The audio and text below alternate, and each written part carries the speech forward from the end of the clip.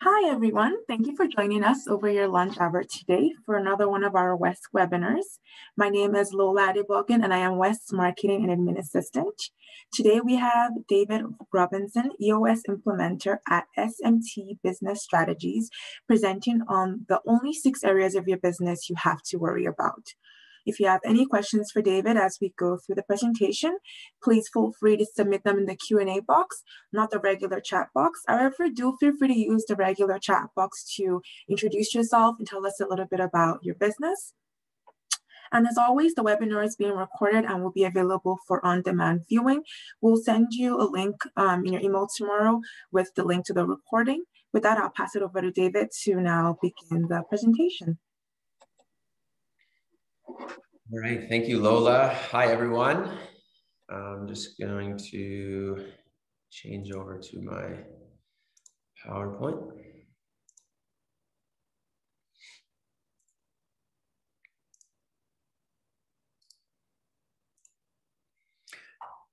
All right, well, I hope everyone's having a good day, and thanks for joining me, taking time out of your day and popping on this webinar. I'm going to be going over the Entrepreneurial Operating System. I'm going to be referring to it as EOS, and just going over 6 key components of your business that when you find problems in your business, 96% of the time, you'll find it in one of these key areas. My business is Summit Business Strategies. It is SMT as it's written, but pronounced Summit. It's obviously a little bit hard to get business names these days, but my name is David Robinson. So I'll get into it. The 3 different areas that I'm going to be talking about are the step 1 is going to be about us being myself, EOS, just kind of some background, how I got into it and how EOS came to be. Step 2 will be the tools.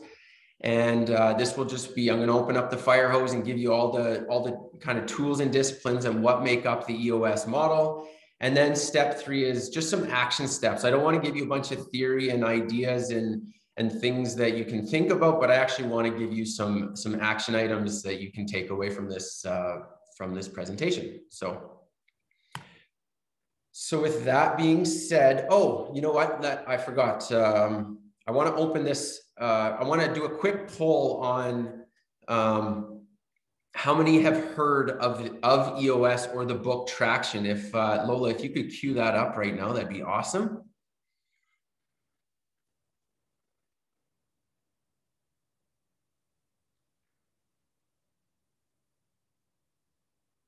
Just give you a minute to answer that, or put your sandwich down.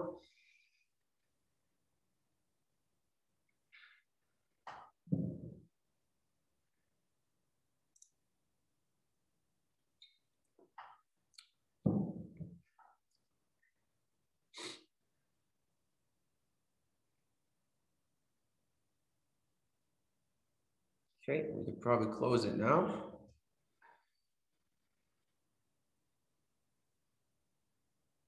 Okay, so we've got about 15% that have heard about the Entrepreneurial Operating System and 84% who haven't, or 85.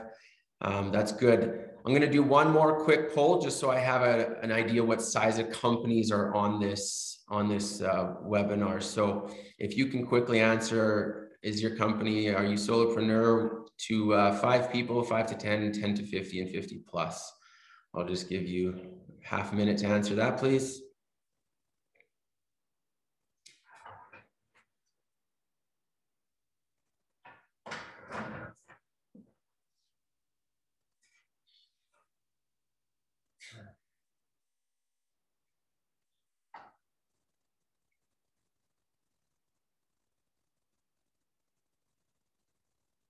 Okay, so we got about 60% in the 1 to 5 range, 5% in the 5 to 10, 30% in 10 to 50, and 10% in the 50 plus. So, okay, that's kind of what I expected on the smaller end, but there's still some other companies on this call of a larger size. So that's good. Thank you for doing that. So I will get into a little bit background about EOS. So EOS was started by a man named Gino Wickman about 15 years ago. He got called into his family business at the age of 25. It needed a turnaround. And over the next 7 to 8 years, he successfully was able to turn his business around. This was in Detroit, and he noticed he had a knack for the art and science of business. And so he started cobbling together different business tools and disciplines and started working with other business owners. He was one of the original founding members of EO, or Entrepreneurs Organization in Detroit. And so he started working with businesses, had great success. So he put together what EOS is today. Fast forward to today, there's about 400 implementers worldwide. They're all over the world. They're just starting to pop up in New Zealand and Australia, different parts of Asia and Europe. There's implementers in North America and South America. And EOS implementers, they work with businesses. Their sweet spot is anywhere from 10 to 250 people. They have worked with companies smaller, 2, 3, 4 employees, and even up to companies with 1,000 or more employees. It's more important that the companies who do use the tools and who do implement EOS, they're willing to change. They're growth orientated. They're not afraid to challenge the status quo. So EOS actually focuses on 3 different areas that they look to get better at or to strengthen. And we call that vision, traction, and healthy. So vision is from the standpoint of getting everyone on the same page with where you're going and how you're going to get there. Traction is about actually bringing that vision down and executing on it. We say vision without traction is hallucination. We don't want just this strategic plan or something to strive for without actually executing on it. And then the healthy part is about just having a more healthy, cohesive, functioning team in the business. So that's kind of EOS and how EOS got put together. Now, how I heard of EOS, I too got actually called into the family business, or I went into the family business a couple of years out of getting my commerce degree at the age of 25 as well. And at that time, my dad was wearing a bunch of different hats. The business is a fabrication and installation of glass and aluminum. My dad was wearing a bunch of different hats: project manager, estimator, just kind of running around. And unfortunately, he burnt himself out and had to take a step back. And when that happened, a lot of the responsibilities and stress kind of fell on my shoulders. And I decided right then, that if the company was going to fail or something was going to happen, it wasn't going to be due to a lack of me trying. And so I decided to start reading as many business books as possible, listening to podcasts, going out and joining networking groups. And I kept hearing about the book Traction, which I've mentioned is the Entrepreneurial Operating System book that talks all about it, and hearing this EOS term thrown around. And after about 9 or 10 times hearing this, I decided, you know what, I'm going to check this out. And so I bought the book, I read it, and I said, you know what, this is exactly what we need. We need more structure. We need more accountability in our business. We need to have more discipline, and using these different tools that I thought that could really help the business. And so what we ended up doing was hiring someone out of Calgary, because there was no Saskatchewan-based implementers. I'm actually the first Saskatchewan-based implementer. There was no implementers in Saskatchewan. So we hired someone from Calgary for 2 years who helped us with the tools and disciplines, helped us understand the system. And then we graduated, and I just became the in-house implementer going forward. And what I found over the last 4 years that we've been running on that business is I just became passionate about the tools, the psychology, and everything that EOS offers. And I wanted to share it with other businesses in Saskatoon and other businesses in Saskatchewan. And so what I did is I actually hired someone to do my job as the general manager at the construction company. And then I started my own business, Summit Business Strategies, and just started kind of getting the word out there and letting others know about the EOS system. And so the long-term plan is for me to fully be involved in just doing EOS and then exiting kind of from the family business more and more over the coming months and maybe year, however long it takes. So that is a little bit about EOS and myself. So I'll get into the tools. So I'm going to open up the fire hose. There's going to be a lot of information that I'm going to be going over in a short little while, but it is a lot. But like I might have mentioned, it does take a while for you to understand and for the team and for you to be able to implement these into your business. But I'll go over those. And the best way for me to go over this EOS model, this model stems from a discovery that all business owners or entrepreneurial companies, they're struggling with around 136 different issues that they're trying to solve and that are coming at them simultaneously. And to the extent that they can strengthen 6 key components, these issues kind of fall away and just take care of themselves because they're rather symptoms than the root cause of the actual problem. And so by putting your business at the center of this model and just going through these 6 key components, it'll just take care of a lot of the different problems that you're encountering. And so I'm going to start at a high level and just move my way around, just introducing each of these key components, and then I'll get a little bit more into detail on the specific tools and disciplines that we look at. So the first key component is the vision component. It's about getting everyone 100% on the same page with where you're going and how you're going to get there. The second key component is the people component. This is about just having great people in your company, because you can't achieve a great vision without great people. And we're just kind of going to cut through with some tools and disciplines what actually a great person is. There's a lot of different terms and ideas thrown around. So we're going to cut through and just really figure out what a great person for the organization is. The third key component is the data component. This is about running your business off of facts, figures, numbers, rather than the emotions, egos, feelings, subjectivity that often drive decision-making in businesses. And what we find is when we're strong in these people, vision, and data component, your issues, your problems, your challenges, they kind of come to light and make the business more transparent, which leads us to the fourth key component, which is your issues component. This is just about getting great at solving your issues, having that culture where you call out your issues and then knock them down, make them go away forever. The fifth key component is the McDonald's component or the process component. It's about doing the handful of things in your business the best way, the same way every single time. It creates consistency and scalability in your company. And then the last component is your traction component. This is about actually bringing that vision down and executing on it. There's a reason why we have vision at the top and traction on the bottom. We want to, again, bring that vision down.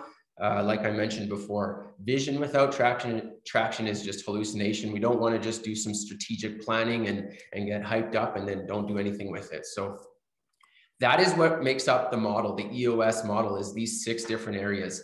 And when I talk about strengthening these 6 key areas, what does that mean? Well, we use a scientific but somewhat subjective scale of 0 to 100%, where we know 100% is not possible. It's usually utopia. So we actually strive for 80% or better in each of these areas. And you'll understand what that means as I go through this model of what actually getting 80% or stronger in each of these areas. And, you know, there's actually a lot of businesses that are running at roughly around 20% in some of these areas and still plugging away, still being in business. So with that being said, I'll move on to the next slide and just start with that vision component. So this vision component is about getting everyone on the same page with where you're going and how you're going to get there. It's about getting everyone rowing in the same direction. And so what we look at first is 8 questions. Now, the beauty of these 8 questions is we look at something called the Vision Traction Organizer, and it's just a 1-page, 2-sided document where we answer 8 questions that get everyone on the same page. It's not a 20 or 30 or 40-page strategic plan. It's just a simple 1-page document. And so I'll quickly go over what we're looking at for each of those 8 questions. So we start with core values. So these are just a set of guiding characteristics that define who you are at your core. It helps really understand who you want to attract to your company, who you want to repel. We look at your core focus. So this is just the why and what you do in your company, and just trying to stay laser focused on that on that core focus. We look at a 10-year target. So this doesn't actually have to be a 10-year target. It can be anywhere from 5 to 30 years, but it's just a long-term target that gets everyone aligned. Are you trying to expand across the nation, or are you just trying to be the best in class in your city, or whatever it is, just creating some alignment? The 4th question is the marketing strategy, and there's 4 different areas that we look at here. The first is the target market. So where do you want to spend your precious marketing dollars? So your target market is made up of psychographic, demographic, geographic. We look at your 3 uniques. So what differentiates you from the competitors? And then your proven processing guarantee is just a visual illustration on how you take your customers from when you originally get them to being lifelong customers. And the guarantee is just to reduce fear of adoption. And so once we answer those 4 questions, we know who you are, what you do, where you're going, and how you're going to get there. We then move on to a 3-year picture. So we're looking 3 short years out of what the company is going to look like. So in your mind's eye, what does the company look like? And so we start by just predicting revenue and profit. We look at any measurables, how many customers, maybe what size are they, how many employees, and then we paint a picture of what does it actually look like. And so by having a good 3-year picture, it helps us in 2 different ways. The first way is if we can see it in our mind's eye, it'll be a lot easier to get there. And then 2, it'll set us up for our 1-year plan. So if I was to take this document and flip it, this would be on the other side. And this is the traction part of this Vision Traction Organizer. So we look at a 1-year plan. So we transition from a 3-year to a 1-year. We start by predicting revenue and profit. We then look at any measurables. So again, customer size, how many customers, any other measurables that we want to look at. And then we set 3 to 7 goals for the year. We don't try and set 27 or even 17. We want 3 to 7 goals for the year. We say less is more, because when everything's important, or when we have too many things going on, nothing gets done. So from a 1-year plan, we move into the rocks. What are rocks? Rocks, we're trying to turn your business into a 90-day world. This is where we're trying to set priorities for the company that will set us up for that 1-year plan. And so again, we start by predicting revenue and profit, any measurables. Then we set 3 to 7 rocks for the quarter that will set us up for the goals for the year. So again, 3 to 7 rocks for the quarter. We don't do 17 or 27, 3 to 7, less is more. But even more important is we assign someone who's accountable. Everyone can help in achieving those rocks or those priorities for the quarter, but it's important that we assign one person who's accountable, who will drive and make sure that gets to completion. We then move on to the issues list. So this is just getting all your problems, all your issues out of your heads and document it somewhere. And I'll kind of touch base more on this issues list down the road. So those are the 8 questions. The next discipline that we teach, or that you can look at, and sorry, I'm usually when I present this or a variation of this EOS model, I'm talking to potential clients. You can also take a lot of this information and just apply it to your business, a lot of this information. So when I say we teach, I can actually mean that you could teach, or you could bring this into your business for the smaller businesses. But anyways, that's just a side note. On the shared by all, what does that mean? That means that once we've shared the 8 questions once we've put the 8 questions together and then we share it with everyone, that's shared by all. We want everyone in the company to know what our vision is, know what those 8 questions are, want to be a part of it. So once we've answered those 8 questions and everyone knows about it and wants to be a part of it, that's what 100% strong in the vision component look like. The next key component is the people component. This is about getting great at, this is about having great people in your company so that you can achieve that vision. The 2 things that we look at, we call this right people, right seats. And this is actually a Jim Collins term from the book, Good to Great. And so right people just is simply the employees who consistently exhibit your core values. And you'll remember in the 8 questions, we've already identified what those core values are. And so we use a tool called the People Analyzer. It just simply facilitates clear, effective communication where employees are falling short or where they're succeeding. So we just simply at the top put the core values, we put all the employees of the company, and then we rate them. We can either put them as a plus minus, or a minus, and you can just see who's fitting your company and who's a good fit for your culture. So that's right people. We want eventually everyone in the company to have those core values. The next thing that we look at is right seats.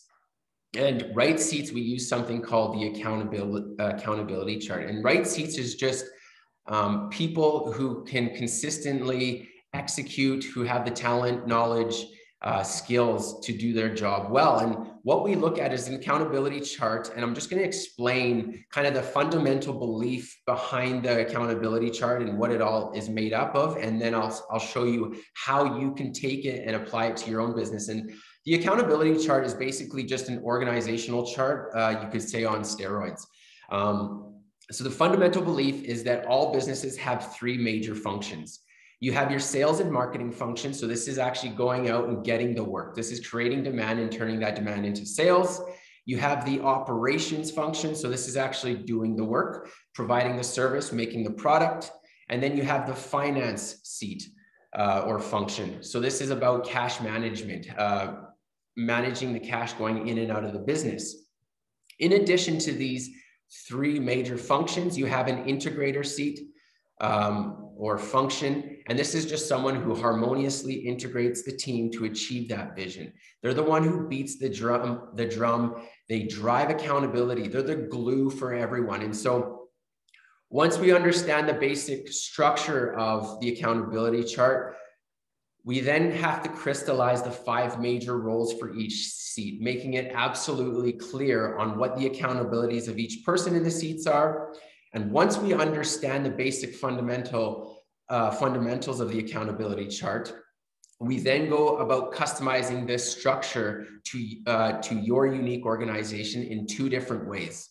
So the first way is at that management level. So you make the right structure that fits for your unique organization. There's no right or wrong structure. So sometimes sales and marketing splits into 2. Sometimes you have 2, 3, or even 4 different operations functions.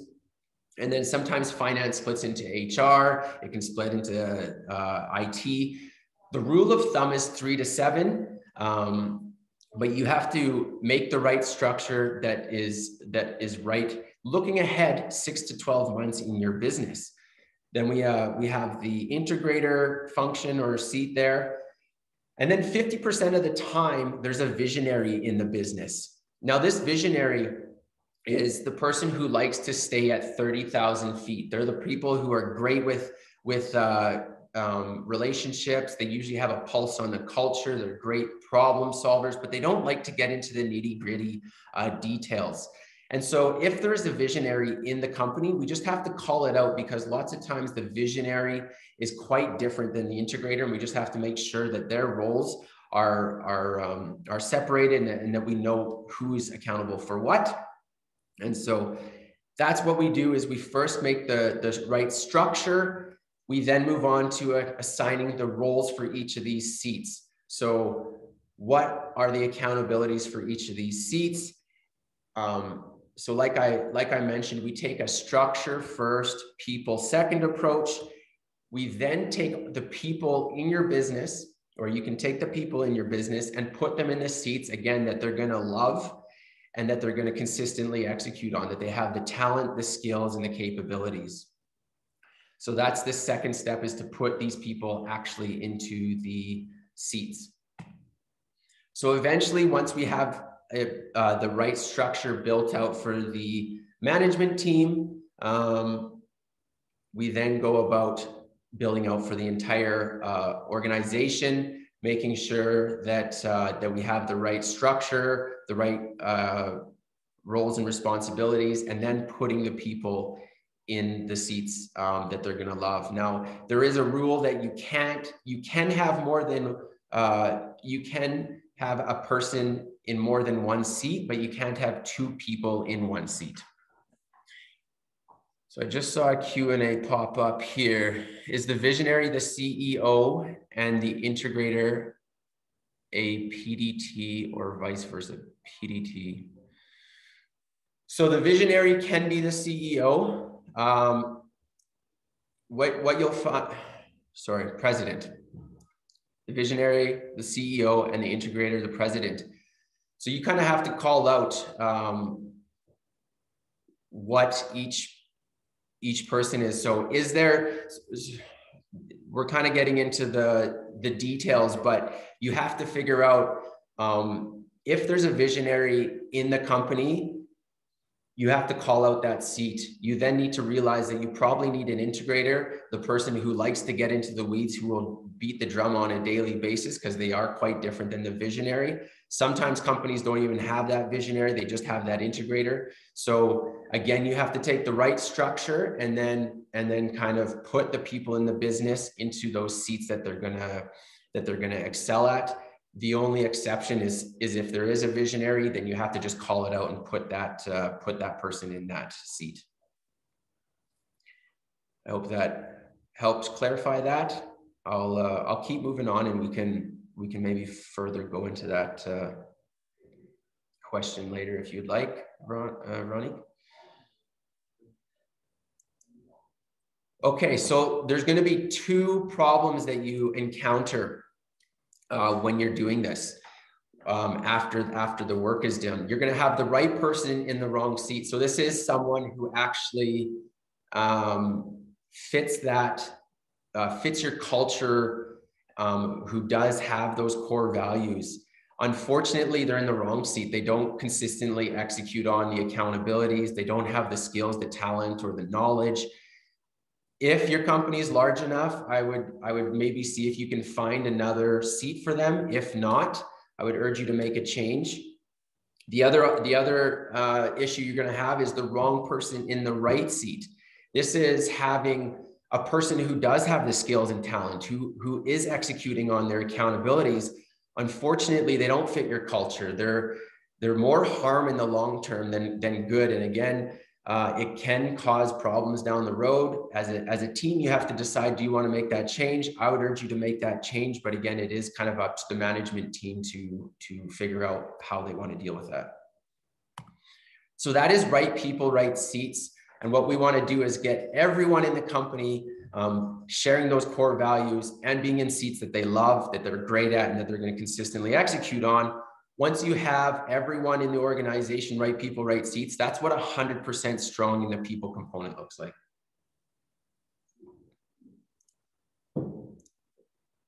All right. Moving on to the data component. Again, running your business off of facts, figures, objective information, rather than emotions, egos, feelings, and subjectivity that often drive decision-making in businesses. And so for the data component, what we look at is a scorecard. And this scorecard is a high level 5 to 15 numbers that give you an absolute pulse on your business. And so I'm just bringing up the scorecard here that you have 5 to 15 measurables. Well, what are measurables? They're leading indicators. They're activity numbers that you can measure on a weekly basis. So just as an example, if I'm trying to lose weight and I'm weighing myself on a weekly basis. That's going to tell me roughly, you know, am I doing a good job or not? But even more importantly, or even better measurables for me to look at is how many times have I gone to the gym and how many calories am I consuming on a weekly basis? I can do that and measure that. That's going to get me a lot closer to where I want my weight to be than just weighing myself on a weekly basis. And so what we look at is having 5 to 15 measurables. You then have a weekly goal. You then have to assign someone accountable to it. So someone actually has to drive and be responsible for making sure that measurable is being achieved. And then you show 13 weeks of data, 13 weeks of data that show you patterns and trends so you can see what's going on. And so once we have that scorecard together, what we work on doing is having everyone in the company have 1, 2, or 3 different measurables. So everyone is striving for the success of the company. So that's, once you have that scorecard and everyone has 1, 2, or 3 different measurables in the company, that's what 100% strong in the data component looks like. The issues component, again, about having that culture where you call out those issues in your business, and you have that culture where people are comfortable with calling them out. So you first have an issues list, and then the second thing that we look at is having is the tool that we call IDS or IDSing problems, and I'll just show you what that is. So when you get together with your team, and it'll make more sense a little bit down in my presentation how we do this and the time that you spend on this, but you get together with your team and you have your list of issues. Well, your list is going to be somewhere from 10 to 50 different problems, and you only have a certain amount of time. There's always going to be more problems. So the first thing that we need to do as a team, or that you need to do as a team, is prioritize which issues do we want to solve. So you pick issue number 1, 2, and 3. You then IDS the problem, and IDS just stands for identify, discuss, and solve. What we found is companies discuss the heck out of things. They spend way too much in that middle part, in the discuss, and they don't ever move to action. And so you first identify what the actual problem is. So lots of times what's stated is not the actual problem. You have to dig deeper and figure out what the root cause of the problem is. You then discuss that problem. So open up the table to the team members.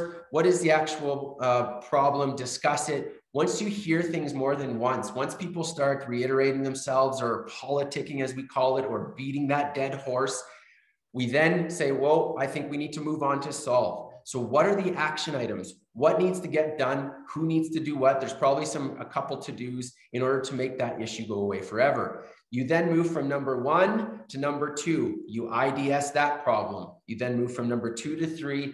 Time permitting, you might pick another 3. You might run out of time after 2. It is kind of up to the team and the complexity of the problems that are being solved. So that is the issues component. Once you have that culture where you're able to call out those problems, put them down on a list somewhere, and then you're great at IDSing, that's what 100% strong in the issues component looks like. So the McDonald's component, or the process component, about creating consistency and scalability in your company. This is the process component, and what we look at is the major processes, or the core processes of your company. And every company has a handful of core processes. You have your HR process, how you go out and hire, train, manage. At some point, you'll have to fire or retire certain employees. You'll have a marketing process, how you go out and generate that demand. And then a sales process, how you turn that demand into sales. And then that customer into a lifelong customer. You'll have several different operation processes, how you make your product or deliver your service. You'll have an accounting process, how you manage the cash flow. And what we do is we take a 20/80 approach, where we're looking at documenting your core processes. We don't want to do a 50-page or 100-page standard operating procedure or SOP that never gets looked at, that never gets followed. We take a high-level 20-80 approach where we look at 20% of the steps that get you 80% of the results. And this turns into a dynamic, fluid document, and it turns into your business's way of doing business. It turns into almost a franchise model. And we do that for every single process, every core process of your business. So the first tool or discipline that we look at is documenting those processes and making sure that we're all in agreement that this is the best way to do that process. We then need to implement a followed by all. So this is training, managing, and holding people accountable that they are following those processes the way that you've all agreed on. So once you've documented your processes and everyone is following them, that's what 100% strong in the process component looks like. The last key component is the traction component. I'm just going to do a time check. Okay, 20 minutes left. We're right on time. The traction component, this is about getting results on that vision, actually bringing it down and executing on it. So the first thing we look at are those rocks. And you'll remember in the vision component, those 8 questions that I went over, we've figured out what the priorities, what are the milestones that we need to achieve over the next 90 days. Those are your rocks. The second part of the traction component is the meeting pulse. This is just a weekly meeting that you do with your management team or your leadership team, where you're going over the most important things in your business. And so I'll just show you, it's called the Level 10 meeting. It's a tool that we use, and it's 90 minutes. It happens the same day, same every week, follows the same agenda. And I'll just quickly go over what the agenda is. So you start with a segue. This is just business and personal good news, getting everyone just checked in and everyone on a deeper, more personal level. You then look at the scorecard. This is just a quick check-in, those 5 to 15 numbers, high-level numbers. You're just checking in, are they on track or off track? If they are off track, you drop it down to this IDS part. You then move on to the rocker review. Those priorities, those milestones, just checking in, are you on track or off track? If you're off track, you drop it down to the issues list. Customer and employee headlines, again, just 5 minutes. What are our customers saying? What are our employees saying? Do we need to discuss anything further? If we do, we drop it down to the issues list. And then the to-do list. This is action items that came out of the previous meeting from the issues that we solved. And so it's just simply done or not done. If it's not done, we can drop it down to the issues list and discuss, do they need more resources? Do they need more time? What's the problem there? The bulk of the meeting, the 60 minutes of the meeting, is spent identifying, discussing, and solving these issues that we've put together. And so prioritizing, figuring out what you need to solve in this meeting that will set us up for a good week. We then move on to a conclusion where we recap the to-do list. So any action items that have come out of the IDS part, just making sure everyone has those written down and that we're going to be getting them done. Cascading messages. So where any decisions made that we need to share with any customer or employees. And then we rate the meeting from 1 to 10. So the reason why this meeting is called the Level 10 meeting is because normal meetings in businesses are rated about a 3 or 4. We want to try and strive for a 10, but get above an 8. So if anything is above an 8, if we rate it above an 8, each individual person, that's fine. If it's below an 8, we ask why. How do we make this better? This meeting better? Did we not start on time? Did we beat around the bush on a certain issue? Did we not have our to-dos done? What is it? How do we make this meeting more meaningful to the people and make it worth their time? Because I know everyone gets bogged down with different meetings. So that's the Level 10 meeting. So that is what makes up the EOS model. Those are the different tools and disciplines that we look at. So I'm just gonna go over the next thing, which is the action items. EOS actually takes a traction first, vision second approach. So we actually don't put together all the vision because you can make up this grand plan this big strategic plan, and you can spend a lot of time on your vision, but if you don't have any accountability or discipline, nothing's going to get done, and that plan is just going to nothing's going to happen with it. It's just going to be a good idea. So the best thing to do is to try and get some discipline and accountability in your business first, and then work on that vision. And so these are kind of the things that you'll get the most traction from first. So first of all, because we're majority small businesses on this call, first really figure out your accountability chart. So figure out the right structure for the next 6 to 12 months. Who's actually going to be accountable for the sales and marketing? Who's in the operations? Who's going to be accountable for the finance seats? What are the major roles of each of those seats? Who's the integrator? Who's going to bring everyone together? Again, with a small business, you might be wearing multiple hats, but someone has to be accountable. So figure out what the right structure is, then put people into the business or into those seats that they're gonna do well at and execute on. So that's the accountability chart. Do that work and really just understand who's doing what. The next thing is a lot of businesses. So this is rocks. What are those 3 to 7 priorities or milestones for the quarter? A lot of businesses, they have all these ideas, and every couple of weeks or every month, they have this new idea. Figure out what you're going to strive for, 3 to 7 priorities for the quarter, stick to it, and don't deviate until the 90 days is up. Otherwise, you're never going to do something and never going to get to completion. So less is more. Try and stick closer to the 3 mark, but if it is up to 7, that's fine. And then the scorecard, so getting an absolute pulse on your business. So figure out what those measurables are. 5 to 15 numbers. Get some sales numbers in there, some operations numbers in there, and some finance numbers, so that on a weekly basis, you have a good pulse on your business. So if you ever go on holidays, you can get a good pulse on your business, and then assign people accountability to making sure that those measurables are being hit. There's a saying, what gets measured gets done. It's kind of the same as if you're keeping track of yourself going to the gym on a weekly basis, and you have someone holding you accountable, and you're saying, sorry, I didn't get to the gym this week, or sorry, I only got there once a week. Well, it's not going to be long until you feel a little bit guilty or more accountable that maybe you should start hitting the numbers that you're setting for yourself. The next point,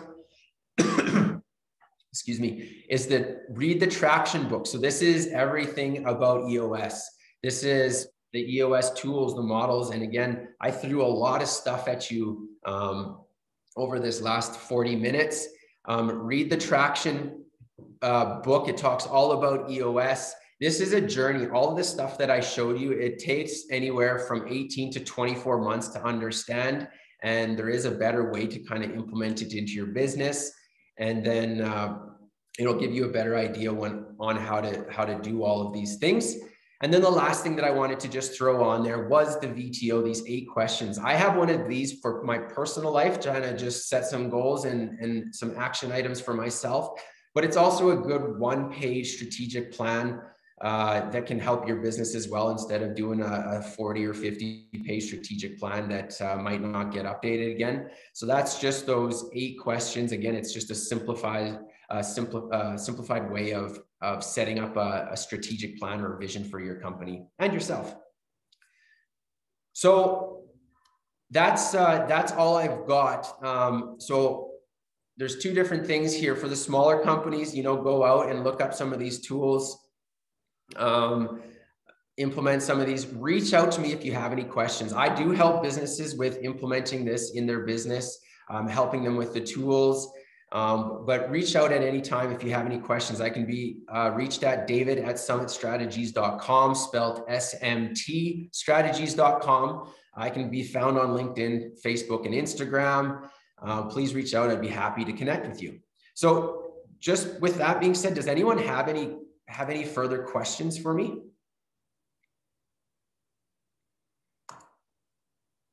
I don't know if I have any of the chat.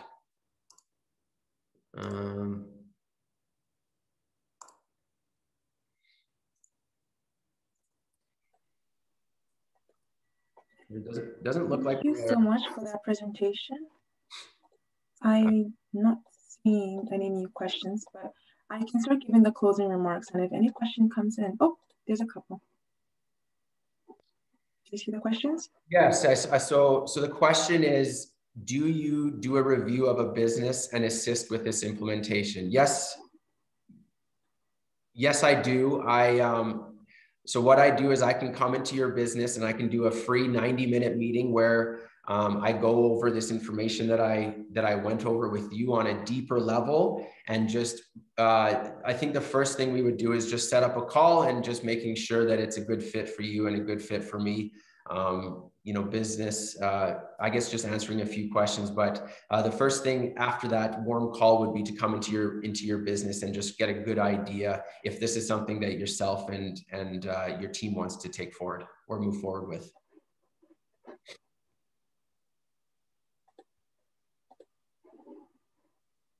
Okay, we got a thumbs up.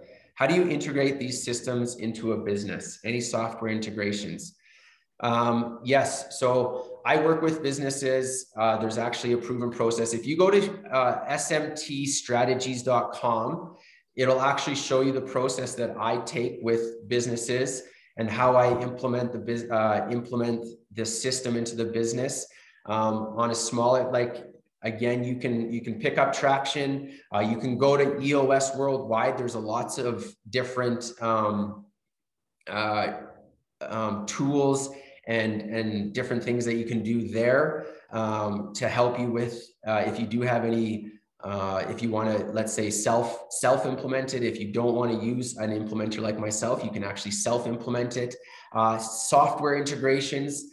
There's a few different software integrations that help with all these different tools, and you can reach out to me if you want to discuss those further. There is 90.io, there is Traction Tools, and then EOS is actually putting together their own little system to help with that. So again, lots of resources out there on EOS Worldwide, and you can reach out to me. I'd be happy to answer any further questions on that.